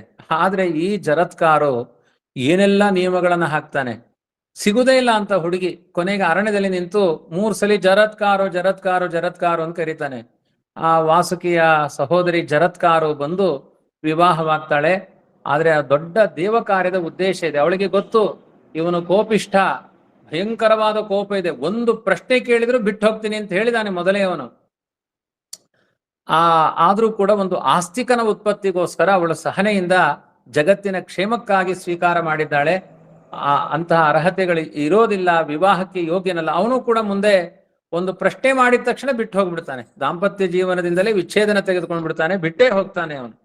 ಹಾಗಾಗಿ ಇದು ತುಂಬ ಕೋಪ ಇದ್ದವರ ಜೊತೆಗೆ ದಾಂಪತ್ಯ ಜೀವನ ಹೆಚ್ಚು ಕಾಲ ನಡೆಯಲ್ಲ. ಕೆಲವರು ಏನ್ ಮಾಡ್ತಾರೆ, ಜಾತಕವನ್ನ ಪರಿಶೀಲನೆ ಮಾಡ್ತಾ ಇರ್ತಾರೆ. ಎಲ್ಲದಕ್ಕಿಂತ ಹೆಚ್ಚು ಸ್ವಭಾವವನ್ನ ಪರಿಶೀಲನೆ ಮಾಡಬೇಕು. 4-5 ಮಂದಿಯ ಜೊತೆಗೆ ಕೇಳಬೇಕು. ಏನು ಅಂತಂದ್ರೆ, ಈ ವರನಿಗೆ ಕೋಪ ಇದೆಯಾ ಇಲ್ವಾ ಸ್ವಲ್ಪ ವಿಚಾರಿಸಿಕೊಳ್ಬೇಕು. ಮೊದಲನೇ ಗುಣ ಅದು. ಆ ಕೋಪ ಇದ್ದವರನ್ನ ವಿವಾಹ, ಜಾತಕ 32 ಗುಣ ಕೂಡಿ ಬಂದು ಭಯಂಕರ ಕೋಪ ಇದ್ರೆ, ಸಿಡಿಲಿನಂತೆ ಸಿಡಿತಾ ಇದ್ರೆ ಅದು ದಾಂಪತ್ಯ ಜೀವನಕ್ಕೆ ವಿಘಟಕವಾಗುತ್ತೆ. ಆದ್ರಿಂದ ಎಲ್ಲ ಜಾತಕ ಅಂತ ತಲೆ ಕೆಡಿಸಿಕೊಳ್ಳಬೇಡಿ. ಗೋತ್ರ ಬಿಟ್ಟಿರಬೇಕು ಬ್ರಾಹ್ಮಣರಲ್ಲಿ. ಅದಾದ ಮೇಲೆ ಆ ಹುಡುಗನಿಗಿಂತ ಹುಡುಗಿ ವಯಸ್ಸಿನಿಂದ 1-2 ವರ್ಷ ಸಣ್ಣವಳಾಗಿರಬೇಕು. ಆಮೇಲೆ ಅದೇ ಸಮಾನವಾದ ಜಾತಿ, ವಿಷಮವಾದ ಗೋತ್ರ, ಆಮೇಲೆ ವಿಷಮವಾದ ವಯಸ್ಸು, ಅಂದ್ರೆ ಹೆಚ್ಚು ಕಮ್ಮಿ ಇರುವ ವಯಸ್ಸು. ಪ್ರಧಾನವಾದದ್ದು ಮನೋಘಟನೆ. ಇಷ್ಟು ಇಟ್ಟುಕೊಂಡ್ರೆ ಸಾಕು. ಜಾತಕ ಎಲ್ಲ ಪ್ರಾಚೀನ ಕಾಲದಲ್ಲಿ ಬಾಲ್ಯ ವಿವಾಹ ಮಾಡ್ತಾ ಇದ್ರು. ಇವತ್ತು ಬ್ಯಾನ್ ಮಾಡಿದ್ದಾರೆ. ವಾಸ್ತವಿಕವಾಗಿ ಅದು ಊರ್ಜಿತವೂ ಅಲ್ಲ. ಬಾಲ್ಯ ವಿವಾಹ ಮಾಡೋದ್ರಿಂದ ತುಂಬಾ ದುಷ್ಪರಿಣಾಮಗಳಿದೆ. ವೈದಿಕ ಸಮಾಜದಲ್ಲಿ ಅದನ್ನ ಅನುಭವಿಸ್ತಾ ಇದ್ದೇವೆ. ಹಾಗಾಗಿ ಬಾಲ್ಯ ವಿವಾಹದ ಬದಲು ಸಕಾಲ ವಿವಾಹ ಅಂತ ಇಟ್ಟುಕೊಳ್ಬೇಕು. ಸಕಾಲ ವಿವಾಹವನ್ನ ಅಂದ್ರೆ ತುಂಬಾ ತಡ ಮಾಡಬಾರದು. ಕೆಲವರೆಲ್ಲ 27-28 ವಯಸ್ಸಿಗೆ ಹೆಣ್ಮಕ್ಳು ಮದುವೆ ಮಾಡಿಕೊಳ್ತಾರೆ. ಅಂತಹದ್ದಕ್ಕೆ ಅವಕಾಶವನ್ನು ಕೊಡದೆ, ಏನು ಕಾನೂನಾತ್ಮಕವಾಗಿ ವ್ಯವಸ್ಥೆಗಳಿದ್ದಾವೆ, ಇಷ್ಟೇ ವಯಸ್ಸಿಗೆ ವಿವಾಹ ಮಾಡಬೇಕು ಅಂತ ಕಾನೂನಿನ ವ್ಯವಸ್ಥೆ ಇದೆ. ಆ ವ್ಯವಸ್ಥೆ ಬಂದ ಕೂಡಲೇ ವಿವಾಹವನ್ನು ಮಾಡುವುದು ತುಂಬಾ ಉಚಿತವಾದದ್ದು. ಆ ವಿವಾಹ ಮಾಡುವ ಸಮಯದಲ್ಲಿ ಯಾರಿಗೆ ಕೋಪ ಇದೆ ಕೋಪ ಇಲ್ಲ ಅಂತ ಗುಣಧರ್ಮಗಳನ್ನ ಆಲೋಚನೆ ಮಾಡಿ ಮಾಡುವುದು ಒಳ್ಳೆಯದು. ಬರೀ ಜಾತಕವನ್ನ ನಿಂದನೆ ಮಾಡಲಿಲ್ಲ, ಪ್ರಧಾನವಾಗಿ ಮನೋಘಟನೆ, ಆಮೇಲೆ ಆ ಪರಿಸರದವರು ತುಂಬಾ ಆತ್ಮೀಯರಿಂದ ಅವರ ಸ್ವಭಾವಗಳು, ಪ್ರಧಾನವಾದ ಸ್ವಭಾವಗಳ ಬಗ್ಗೆ ಕೇಳಿಕೊಂಡ್ರೆ ವಿವಾಹ ಚೆನ್ನಾಗಾಗುತ್ತೆ. ಆಮೇಲೆ ಮಧ್ಯದಲ್ಲಿ ಯಾವುದೋ ವಿಚ್ಛೇದನಗಳಾಗಲ್ಲ. ನಮ್ಮ ಹಿಂದೂ ಧರ್ಮದಲ್ಲಿ ಅಪವಾದಗಳಿರಲ್ಲ. ಇಲ್ಲದಿದ್ರೆ ಏನಾಗುತ್ತೆ, ಬ್ರಾಹ್ಮಣ ಕುಟುಂಬದಲ್ಲಿಯೂ ಜಾಸ್ತಿ ಆಗ್ತಾ ಇದೆ. ಹೇಗೆಗೋ ವಿವಾಹ ಮಾಡೋದು, ಆಮೇಲೆ ಅವರು ವಿಚ್ಛೇದನ ಹೊಂದುತ್ತಾರೆ. ಅದೊಂದು ಬ್ರಾಹ್ಮಣರಿಗೆ ಒಂದು ಮುಳ್ಳಾಗುತ್ತೆ ಅದು. ಹಾಗಾಗಿ ಪ್ರಧಾನವಾದ ಒಂದು ಲೋಕ ದೃಷ್ಟಿಗಳನ್ನು ಕೂಡ, ಲಕ್ಷ್ಮೀ ಶೋಭಾನ ಅನ್ನೋದು ಕೇವಲ ಮೋಕ್ಷದ ಆಧ್ಯಾತ್ಮಿಕ ಪಾಠ ಅಂತ ಗಲ್ಲಗಲ್ಲಕ್ಕೆ ತಟ್ಟಿಕೊಂಡು ಕೇಳುವುದು ಒಂದು ಅಭಿಪ್ರಾಯ ಇದೆ, ಅದು ಒಳ್ಳೆಯದೇ, ಅದೇ ಪ್ರಧಾನ. ಆದರೆ ಅದರ ಜೊತೆಗೆ ಮಾನವೀಯ ಮೌಲ್ಯಗಳಿಗೂ ಇಲ್ಲಿ ಅವಕಾಶಗಳಿದೆ. ಲೋಕ ನೀತಿಗಳನ್ನು ವಾದಿರಾಜರು ಹೇಳಿಕೊಟ್ಟಿದ್ದಾರೆ. ಕೋಪ ಇದ್ದವರು ವಿವಾಹಕ್ಕೆ ಯೋಗ್ಯರಲ್ಲ ಅಂತ. ಆ ಪ್ರಧಾನ ಕೋಪ, ತುಂಬಾ ದೊಡ್ಡ ಕೋಪ, ಅಂತಹ ಕೋಪಗಳನ್ನು ಪರೀಕ್ಷೆ ಮಾಡಿಕೊಂಡು ವಿವಾಹ ಮಾಡಿಕೊಳ್ಳುವುದು ಒಳ್ಳೆಯದು ಅಂತ ಜಗತ್ತಿನ ತಾಯಿಯಾಗಿ ಲಕ್ಷ್ಮೀದೇವಿ ನಮಗೆ ಪಾಠ ಮಾಡ್ತಾ ಇದ್ದಾಳೆ. ಅವಳಿಗೆ ಯಾವುದು ಇದು ಸಂಬಂಧಪಟ್ಟಿದ್ದಲ್ಲ, ನಮಗೆ ಇಂತಹ ಪಾಠಗಳನ್ನು ಮಾಡ್ತಾ ಇದ್ದಾಳೆ. ಕೆಲವರು ತಲೆಯೂರಿ, ಕೆಲವರು ಅಂದ್ರೆ ತುಂಬಾ ಮಂದಿ ಇದ್ದಾರೆ ಹಾಗೆ ತಲೆಯೂರಿ ತಪಸ್ಸನ್ನ ಮಾಡ್ತಾರೆ, ಆದ್ರೆ ಪುಣ್ಯವನ್ನು ಗಳಿಸ್ತಾರೆ. ಆ ಜ್ವಲಿಸುವ ಕೋಪದಿಂದ ಶಾಪ ಕೊಡ್ತಾರೆ. ಅಂಥವರು ಏನು ಅಷ್ಟೆಲ್ಲ ತಪಸ್ಸು ಮಾಡಿದ್ರು, ಅವರ ಹತ್ರ ತಪಸ್ಸಿದೆ ಎನ್ನುವ ಒಂದು ಒಳ್ಳೆಯ ಅಂಶ ವಿವಾಹಕ್ಕೆ ಅರ್ಹ ಆಗಲ್ಲ. ಆ ತಪಸ್ಸಿನ ಪ್ರಭಾವ ವಿವಾಹಕ್ಕೆ ಅನರ್ಹ ಮಾಡಿಬಿಡುತ್ತೆ, ಅದೇನು ಪ್ರಯೋಜನ ಆಗಲ್ಲ. ಲಲನೆಯನ್ನ ಒಲಿಸಿಕೊಳ್ಳುವಂತಹ ಸ್ವಭಾವ ಇದ್ದವರು ಮುಖ್ಯ ಹೊರತು ತಪಸ್ಸು ಮುಖ್ಯ ಅನ್ನುವ ರೀತಿಯಲ್ಲಿ ವಿವಾಹ ಮಾಡಿಕೊಡುವುದು ಬೇಡ ಅಂತ. ಇದಕ್ಕೆ ಪ್ರಧಾನವಾಗಿ ಇಲ್ಲಿ ಕೆಲವರು ಅಂತ ಹೇಳಿದಾಗ ಇವರನ್ನು ಹೇಳಿದ್ದಾರೆ, ರುದ್ರ ಕ್ರೋಧ ಸಂಭವ. ಆದರೆ ರುದ್ರದೇವರು ಪಾರ್ವತಿಯ ಜೊತೆಗೆ ತುಂಬಾ ಚೆನ್ನಾಗೇ ಇದ್ದಾರೆ. ಆದರೆ ರುದ್ರ ಅಂತಂದಾಗ ರುದ್ರದೇವರ ಅವತಾರ ರೂಪ ಇಟ್ಕೊಳ್ಬೇಕು, ದುರ್ವಾಸರು ಅಂತ ಇಟ್ಕೊಳ್ಬೇಕು. ಅವರು ಶಾಪವನ್ನೇ ಕೊಡ್ತಾ ಇದ್ರು. ಅವರು ಕುಂತಿಯೂ ಕೂಡ ದುರ್ವಾಸರನ್ನ ಸಂತೋಷ ಪಡಿಸಬೇಕಾದ್ರೆ ವರ ಕೇಳಿಕೊಂಡೇ ಸಂತೋಷ ಪಡಿಸಿದ್ಲು. ನೀವು ಹೆಣ್ಮಕ್ಳ ವಿಷಯದಲ್ಲಿ ಸಿಟ್ಟು ಮಾಡಿಕೊಳ್ಬಾರ್ದು, ಅಂದ್ರೆ ಸೇವೆ ಮಾಡ್ತೀನಿ ಅಂತ ಹೇಳಿ ಮದುವೆ ಆಗಿದ್ದಲ್ಲ, ಬರೀ ಸೇವೆ ಮಾಡುವ 4 ತಿಂಗಳು ಸಿಟ್ಟು ಮಾಡ್ಕೊಳ್ಬೇಡಿ ಅಂತ ವರ ಕೇಳ್ಕೊಂಡಿದ್ಲು. ಅವರಿಗೆ ಭಯಂಕರ ಕೋಪ ದುರ್ವಾಸರಿಗೆ. ಆದ್ರಿಂದ ಕೋಪ ತಾಪಗಳಿದ್ದವರು ಅವರು ಅರ್ಹರಲ್ಲ. ತುಂಬಾ ಜನ ಇಂತಹ ಕೋಪದಲ್ಲಿರುವಂತಹ ದೇವತೆಗಳಿದ್ದಾರೆ, ಅವರು ವಿವಾಹಕ್ಕೆ ನನಗೆ ಅರ್ಹರಲ್ಲ ಅಂತ ನಿಶ್ಚಯ ಮಾಡಿಕೊಂಡಿದ್ದಾರೆ. ಲಕ್ಷ್ಮೀದೇವಿ ನಿಶ್ಚಯ ಮಾಡಿದ್ದಾಳೆ. ಅದನ್ನೆಲ್ಲ ಮುಂದೆ ವಿವರಿಸ್ತಾ ಬಿಡಿಸ್ತಾರೆ. ಇನ್ನು ತುಂಬಾ ಮಾತುಗಳಿದ್ದಾವೆ ಇಂತಹದ್ದು. ಪ್ರಧಾನವಾದ ಜಗತ್ತಿಗೆ ಪಾಠ, ತುಂಬಾ ಕೋಪ ಇದ್ದವನು ಗಂಡನಾಗ್ಲಿಕ್ಕೆ ಅರ್ಹ ಅಲ್ಲ. ಯಾರಿಗಾದ್ರೂ ಅಷ್ಟೊಂದು ಕೋಪ ಇದ್ರೆ ಈ ಮಾತುಗಳಿಂದ ಕಡಿಮೆ ಮಾಡಿಕೊಳ್ಬೇಕು. ಎಲ್ಲಾ ಶಾಸ್ತ್ರಗಳೋದಿ ದುರ್ಲಭ ಜ್ಞಾನವ ಕಲ್ಲಿಸಿಕೊಡುವ ಗುರುಗಳು, ಬಲ್ಲಿದ ಧನಕ್ಕೆ ಮರುಳಾಗಿ ಇಬ್ಬರು ಸಲ್ಲದ ಪುರೋಹಿತಕ್ಕೊಳಗಾದರು. ಇನ್ನೊಂದು ಪ್ರಧಾನವಾದದ್ದು, ಕೋಪ ಇದ್ದವರು ವಿವಾಹಕ್ಕೆ ಅರ್ಹರಲ್ಲ. ಅನ್ಯಾಯದಿಂದ ಹಣ ಸಂಪಾದನೆ ಮಾಡುವವರು ಕೂಡ ಪುರುಷಾರ್ಥ ಸಾಧನೆ ಆಗಲ್ಲ. ಪ್ರಾಮಾಣಿಕ ಜೀವನದಿಂದ ಗೃಹಸ್ಥ ಧರ್ಮ ಅನ್ನೋದು ಎದೃಚ್ಛಾ ಲಾಭ ಸಂದುಷ್ಟ ದ್ವಂದ್ವಾತೀತೋ ವಿಮತ್ಸರ ಸಮಸಿದ್ಧಾವಸಿದ್ಧೌಚ. ಕೃಷ್ಣ ಗೀತೆಯಲ್ಲಿ ಹೇಳ್ತಾನೆ, ಗೃಹಸ್ಥ ಧರ್ಮ ಹೇಗಿರಬೇಕು ಅಂದ್ರೆ ಎದೃಚ್ಛಾ ಲಾಭ ಸಂತುಷ್ಟ, ಅತಿಯಾದ ದುರಾಸೆ. ಕೆಲವರಿಗೆ 1 ವರ್ಷದಲ್ಲಿ ಕೋಟ್ಯಧಿಪತಿ ಆಗಬೇಕು ಅನ್ನುವ ಆಸೆಗಳನ್ನು ಹೊಂದುತ್ತಾರೆ. ಮನೆ ಕಟ್ಟಬೇಕು, ಹೆಂಡತಿಯನ್ನು ಸಂತೋಷ ಪಡಿಸಬೇಕು, ಕಾರ್ ತಗೊಳ್ಬೇಕು, ವೈಭವ ಆಗಬೇಕು. ಅದಕ್ಕೆ ಅನ್ಯಾಯ ಮಾರ್ಗಗಳನ್ನ ಅನುಷ್ಠಾನ ಮಾಡ್ತಾರೆ. ಅದರಿಂದ ಏನಾಗುತ್ತೆ, ಹೆಂಡತಿಯ ಬದುಕಿನಲ್ಲೂ ಸಾಧನೆ ಆಗಲ್ಲ, ಗಂಡನ ಬದುಕಿನಲ್ಲಿಯೂ ಸಾಧನೆ ಆಗಲ್ಲ. ಒಮ್ಮೆಲೆ ಶ್ರೀಮಂತರಾಗುವ ದುರ್ಬುದ್ಧಿಯುಳ್ಳ ಪುರುಷರು ಕೂಡ ವಿವಾಹಕ್ಕೆ ಅನರ್ಹರು. ಉದಾಹರಣೆಗೆ ಶುಕ್ರಾಚಾರ್ಯರ ಮಕ್ಕಳು ಚಂಡಮರ್ಕರು, ಅವರಿಗೆ ಹಣ ಬೇಕು ಅಂತ ದುರಾಸೆಗೆ ದೇವರನ್ನೇ ನಿಂದನೆ ಮಾಡುವ ಪದ್ಧತಿಗೆ ಹೊರಟು ಹೋದ್ರು. ಹಿರಣ್ಯಕಶ್ಯಪು ಹೇಳಿಕೊಡ್ತಾನೆ, ಕೋಸೋ ಮದನ್ಯೋ ಜಗದೀಶ್ವರೋ ಹರಿಹಿ ಅಂತ, ನನಗಿಂತ ಉತ್ತಮನಾಗಿರುವಂತಹವನು ಯಾರಿದ್ದಾರೆ ಜಗದೀಶ್ವರ ಅಂತ ಅವನ ಆತರ ಮಾತನಾಡುವ ಅಹಂ ಬ್ರಹ್ಮಾಸ್ಮಿ, ದೇವರೇ ದೊಡ್ಡವನಲ್ಲ ನಾನೇ ದೊಡ್ಡವನು ಅಂತ ಅಹಂಕಾರ ಪಡುವವನ ಮನೆಯಲ್ಲಿ ಪೌರೋಹಿತ್ಯಕ್ಕೆ ಹೋಗಬಾರ್ದಾಗಿತ್ತು. ಚಂಡಮರ್ಕರ ಮಕ್ಕಳು ಹೋದ್ರು, ಶುಕ್ರಾಚಾರ್ಯರು ಸಪೋರ್ಟ್ ಮಾಡಿದ್ರು. ಯಾಕೆಂದ್ರೆ ಹಣ ಬರುತ್ತಲ್ವಾ ಅಂತ. ಇವತ್ತು ಅಷ್ಟೆ, ಹಣಕ್ಕಾಗಿ ಯಾವ ಧರ್ಮಗಳನ್ನು ಗಾಳಿಗೆ ತೂರಲಿಕ್ಕೆ ತಯಾರಿದ್ದಾರೆ. ನಿನಗೆ 1 ಕೋಟಿ ಕೊಡ್ತೀನಿ ಏಕಾದಶಿ, ನೀನು ಅದನ್ನು ತಿನ್ನು ಇದನ್ನು ತಿನ್ನು ಅಂದ್ರೆ ಏನು ದುಡ್ಡು ಕೊಡೋದು ಬೇಡ, ಹಾಗೆ ತಿನ್ನೋರಿದ್ದಾರೆ. ಏನು ಬೇಕಾದ್ರೂ ತಿನ್ಲಿಕ್ಕೆ ರೆಡಿ ಆಗ್ತಾರೆ. ಗೊತ್ತಾಗಲ್ಲ ಅದು, ಕೆಲವೊಮ್ಮೆ ತಿನ್ನೋದು ಗೊತ್ತಾಗಲ್ಲ. ಯಾರೋ ಮೊನ್ನೆ ಒಂದು, ನಿಮಗೆ ಸುಮ್ಮನೆ ಪ್ರಾಸಂಗಿಕವಾಗಿ ಹೇಳ್ತೀನಿ, ತುಂಬಾ ಹೀಗೆ ವಿಚಾರ ಹೇಳ್ತಾ ಇದ್ರೆ ಬೋರ್ ಆಗುತ್ತೆ ನಿಮಗೆ, ನಡೆದ ವಾಸ್ತವ ಘಟನೆ ಆದ್ರೂ ಎಷ್ಟು ಹಾಸ್ಯಾಸ್ಪದವಾಗುತ್ತೆ ಅಂತ. ಒಬ್ರು ಸಿಂಗಪುರ್ಗೆ ಹೋಗಿದ್ದಾರೆ. ನನಗೆ ಪರಿಚಿತರೇ ಅವರು, ದೂರದಿಂದ ಪರಿಚಯ ಅಷ್ಟೇ, ಏನು ಒಡನಾಟ ಇಲ್ಲ, ಪರಿಚಯ. ಅವರು ಒಂದು ರಾಯರ ಮಠದಲ್ಲಿ 100 ಜನಗಳಿಗೆ ತರಕಾರಿ ಸೇವೆ, ಏನು ಅಂದ್ರೆ ಒಳ್ಳೆಯ ತರಕಾರಿಗಳನ್ನೆಲ್ಲ, ನಿಷಿದ್ಧವಲ್ಲದೆ ಇರುವ ತರಕಾರಿಗಳನ್ನೆಲ್ಲ ಹಾಕಿ ಯಥೇಷ್ಟ ಅಡಿಗೆಗಳನ್ನು ಮಾಡಿಸಿ ದಾನ ಮಾಡ್ತಾ ಇದ್ರು.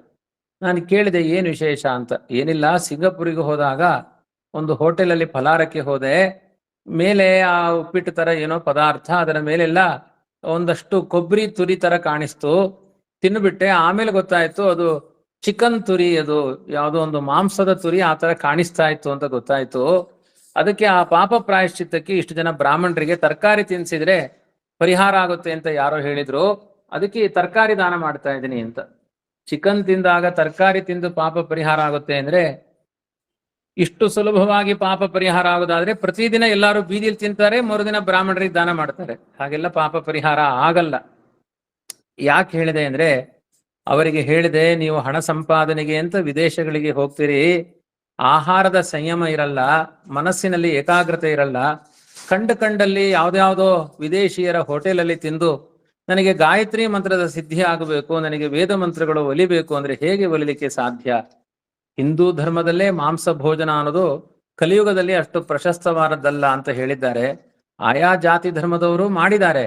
ಆದರೆ ಕಲಿಯುಗದಲ್ಲಿ ಆಯಾ ಜಾತಿ ಧರ್ಮಗಳು ಉಳಿಯೋದಿಲ್ಲ. ಆದ್ರಿಂದ ಇಂಥ ಹಿಂಸೆಯ ಕ್ರೌರ್ಯದ ಪ್ರವೃತ್ತಿಗಳು ಬೇಡ ಅಂತ ಹಿಂದೂ ಧರ್ಮದ ವಚನ ಇದ್ದಾಗ ನೀವು ಬ್ರಾಹ್ಮಣರಾಗಿ ಮಾಂಸ ಮದ್ಯಗಳನ್ನ ಭಕ್ಷಣ ಮಾಡುವುದು, ಇದೆಲ್ಲ ಕಾರಣ ಏನು ಅಂದ್ರೆ ಧನ ಸಂಪಾದನೆ ಎನ್ನುವ ಗೀಳು. ಬದುಕು ಜಾಣನಾದ ಬ್ರಾಹ್ಮಣನಿಗೆ ಭಾರತ ದೇಶದಲ್ಲೇ ಇದೆ, ಬೇಕಾದಷ್ಟು ಬುದ್ಧಿವಂತಿಕೆ ಇದೆ, ಹೇಗೂ ಬದುಕಬಹುದು. ಈ ತರದ ಅನ್ಯಾಯಗಳು ಇದು ಮನುಷ್ಯ ಬ್ರಾಹ್ಮಣರಲ್ಲಿ ಅಲ್ಲ, ದೇವಲೋಕದಲ್ಲಿ ಅಂತಹ ವ್ಯಾಪಾರ ನಡೆದು ಹೋಗಿದೆ ಅಂತಾರೆ ಲಕ್ಷ್ಮೀ ಶೋಭಾನದಲ್ಲಿ. ಶುಕ್ರಾಚಾರ್ಯರ ಮಕ್ಕಳು ಷಂಡಮರ್ಕರು ಸ್ವಾರ್ಥಿಗಳಾಗಿ ಅವರು ಆ ಧನಕ್ಕೆ ಮರುಳಾಗಿ ಸಲ್ಲದ ಪೌರೋಹಿತ್ಯಕ್ಕೆ ಒಳಗಾದರು ಅಂತ ಅದು ಶುಕ್ರಾಚಾರ್ಯರಿಗೂ ಅನ್ವಯವಾಗುತ್ತೆ. ಅದರ ಜೊತೆಗೆ ಶುಕ್ರಾಚಾರ್ಯರ ಮಕ್ಕಳಿಗೂ ಅನ್ವಯವಾಗುತ್ತೆ. ಒಳ್ಳೆ ಜ್ಞಾನಿಗಳು ಆದ್ರೂ ಇಂತಹ ತಪ್ಪು ಮಾಡ್ತಾರೆ ಅಂತ. ಮೊದಲನೆಯ ತಪ್ಪು ಯಾವುದು? ಕೋಪ ಇರಬಾರದು. ಎರಡನೆಯ ದೋಷ ಯಾವುದು? ತಪ್ಪಾದ ವ್ಯವಹಾರಗಳಿಂದ ಹಣ ಸಂಪಾದನೆ ಮಾಡಬಾರದು. ಕೆಲವರು ನನ್ನ ಮಗಳು ಶ್ರೀಮಂತನಿಗೆ ಸೇರಲಿ ಅಂತ ಆಸೆ ಪಡ್ತಾರೆ, ಶ್ರೀಮಂತಿಕೆಯ ಮೂಲ ಏನು ಅನ್ನುವುದನ್ನ ಅನ್ವೇಷಣೆ ಮಾಡಲ್ಲ. ವಾದಿರಾಜರು ಜಗತ್ತಿಗೆ ನೀತಿ ಹೇಳ್ತಾ ಇದ್ದಾರೆ, ಬರೀ ಶ್ರೀಮಂತಿಕೆಯನ್ನು ನೋಡಬೇಡಿ, ಆ ಶ್ರೀಮಂತಿಕೆಯ ಪ್ರಾಮಾಣಿಕತನವನ್ನು ನೋಡಿ ಅಂತ ಎರಡನೇ ಪಾಠ ಮಾಡಿದ್ದಾರೆ. ಇದರ ಬಗ್ಗೆ ಇನ್ನೂ ಒಂದು ಸ್ವಲ್ಪ ವಿವರಣೆ ಮಾಡಲಿಕ್ಕಿದೆ, ಮತ್ತೆ ನಾಳೆ ಸೇರಿದಾಗ ನೋಡೋಣ. ಹರಯೇ ನಮಃ. ಶ್ರೀ ಕೃಷ್ಣಾರ್ಪಣಮಸ್ತು. ಕೃಷ್ಣಾರ್ಪಣಮಸ್ತು. ಹರೇ ನಮಃ. ಧನ್ಯವಾದಗಳು. ಹರೇ ಶ್ರೀನಿವಾಸ.